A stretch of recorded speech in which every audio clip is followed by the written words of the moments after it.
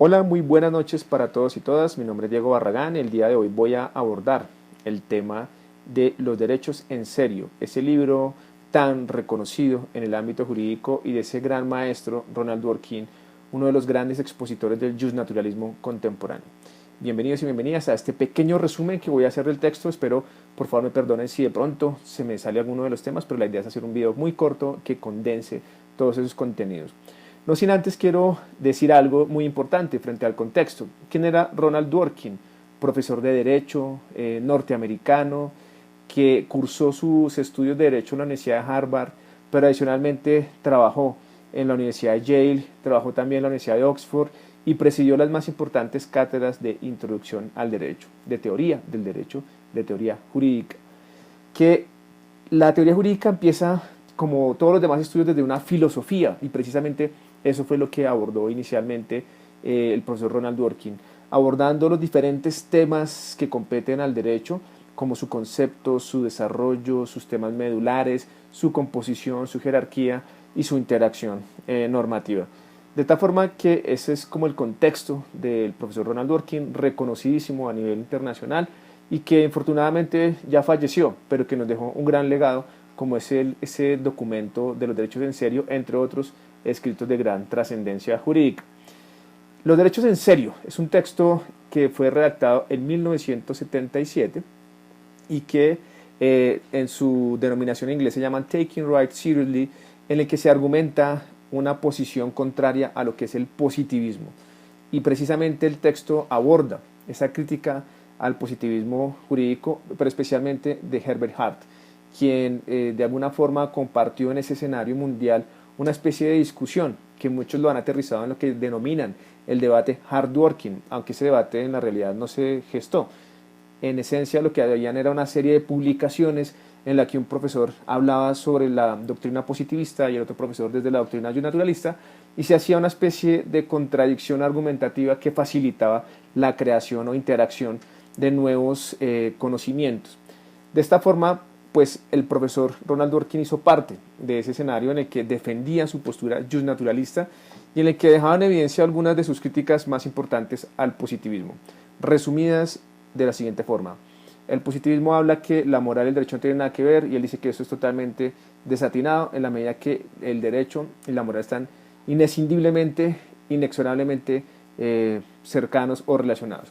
De la misma forma, él establece que el derecho, como se establece entonces el positivismo con una normatividad, hace que algunas situaciones de la cotidianidad queden por fuera y por lo tanto hay un riesgo, hay una incertidumbre jurídica en relación a esas situaciones, en esos casos difíciles que generan como una especie de vacío dentro de esa doctrina positivista y que Hart lo llamaba la zona de penumbra y que facilitaba la discrecionalidad del juez, cosa con la que no comulga Dworkin, como ya lo diremos a continuación.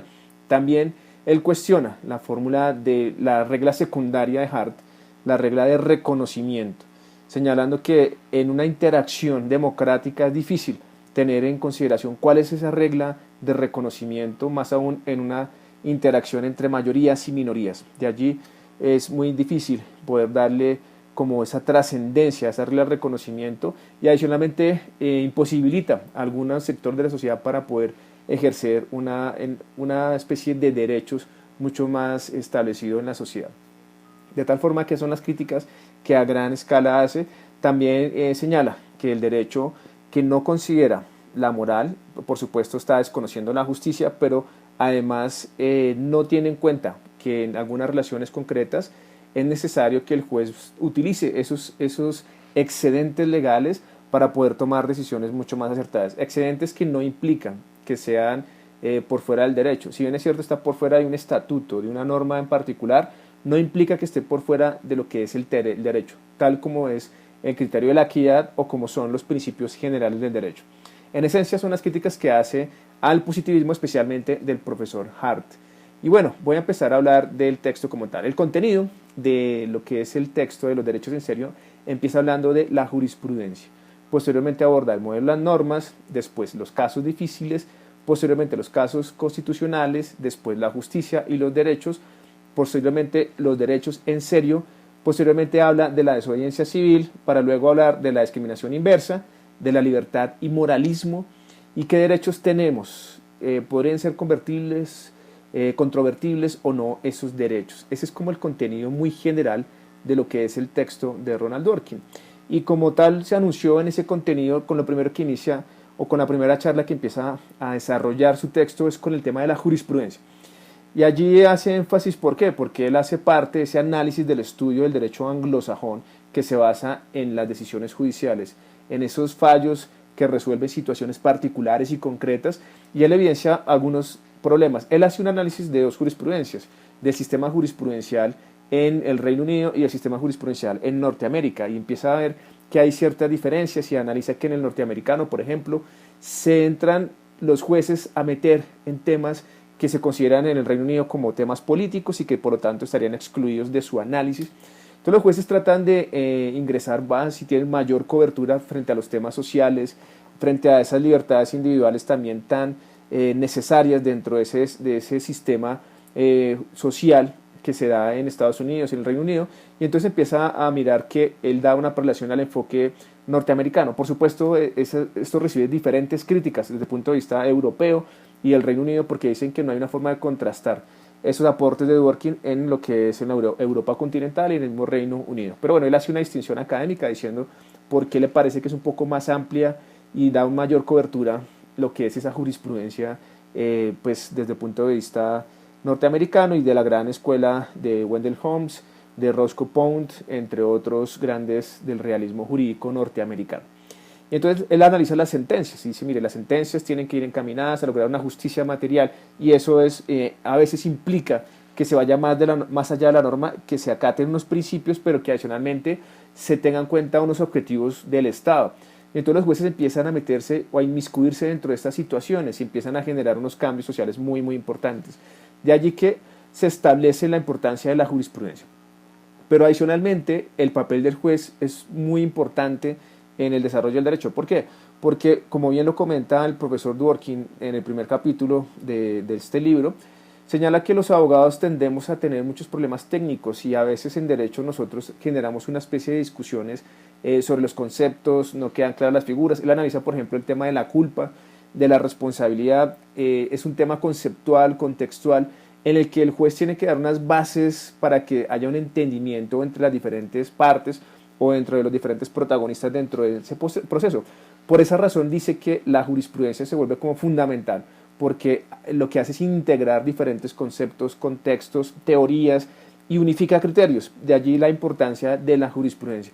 Pero adicionalmente es muy importante porque los tribunales crean principios nuevos, que tal vez no son nuevos, sino que vienen del pasado y que de acuerdo a la necesidad social se van reconfigurando, se van reutilizando y generan un mayor campo de interpretación del derecho, y por supuesto genera una posibilidad de que haya una respuesta correcta para cada caso en concreto. Ese es el tema de la jurisprudencia, en el que destaca que los principios deben ser, pues son esos elementos que ilustran o que orientan lo que es el rol del juez dentro de ese escenario jurídico, y que ese escenario jurídico se compone de unas diferentes teorías, y que la teoría general del derecho se compone de tres teorías en particular: la teoría de la legislación, la teoría de la adjudicación y la teoría de la obediencia al derecho.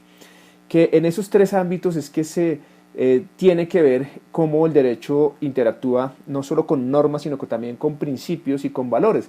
Entonces la legislación pues no puede ser la única vía para la que se reconozcan esos tipos de principios, porque a veces esta legislación depende de unos intereses particulares.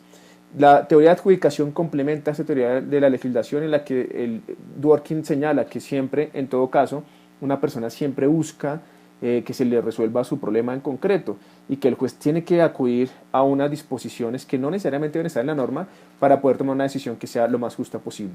Y finalmente la teoría de obediencia al derecho que él desarrolla analiza cómo la sociedad va a acatar el derecho, pero lo va a acatar en la medida que responde también a esa construcción del derecho de una forma consensuada, pero también incluyendo esos disensos, incluyendo la mayoría e incluyendo la minoría, incluyendo un ejercicio democrático mucho más eficiente e igualitario.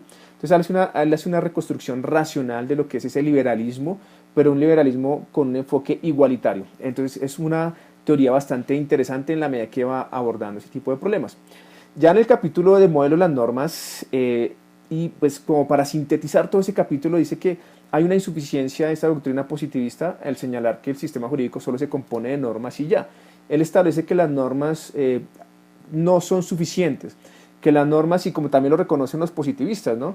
El mismo Hart reconocía que había en algunas ocasiones una zona de penumbra cuando la norma tenía una textura abierta y que en ese caso se justificaba la discrecionalidad de la decisión judicial. El juez podía tomar una decisión que a él le pareciera de conformidad con todos los estatutos normativos, pero resulta que esos estatutos normativos terminan por tal vez generar que el juez tome una decisión política y no le corresponde al juez tomar posiciones políticas, ni mucho menos crear nuevas normas.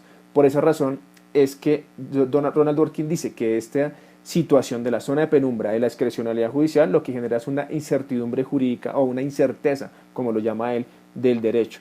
Y por esa razón no es suficiente esa teoría para tomar una decisión judicial adecuada con lo que es el derecho y sobre todo con las partes.